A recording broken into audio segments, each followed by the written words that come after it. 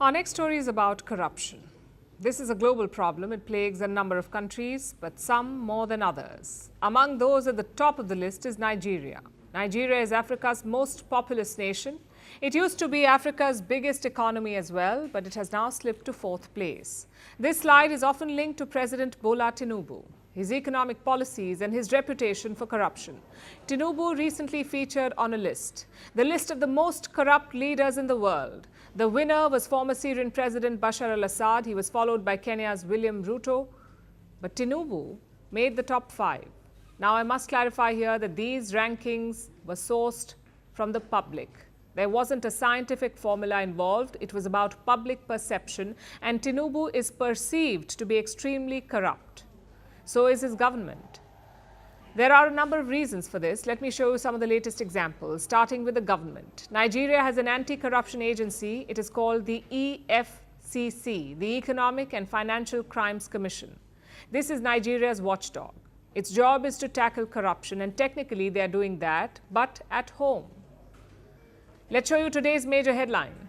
The EFCC has detained 10 of its own over some missing items. This statement was put out by the agency. You'll notice that they said some operational items could not be accounted for.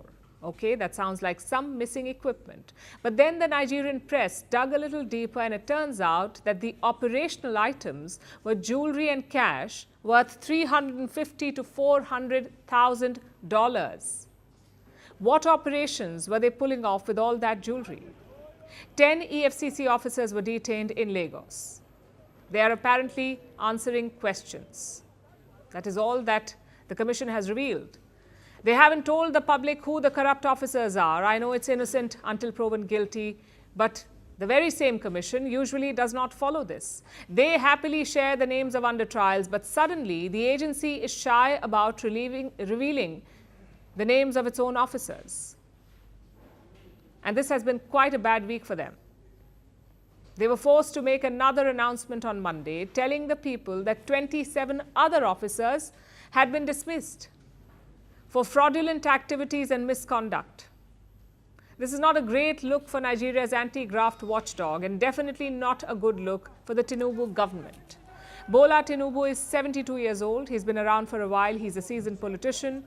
So as you would expect, he has been linked to a number of scandals over the decades. One of the worst involved drug dealing.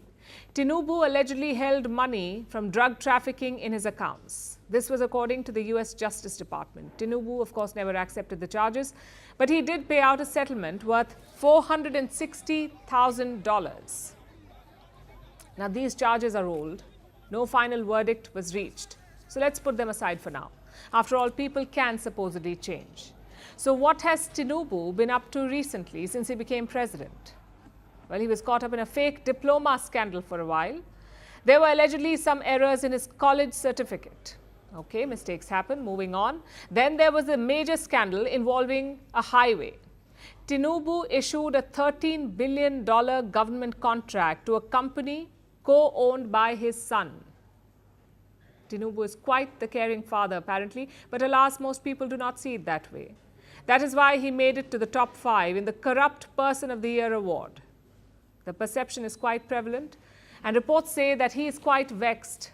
He's even hired American lobbyists to clean up his image. He's reportedly paying them $2.7 million, though I wonder, is he paying from his own pocket or Nigeria's treasury?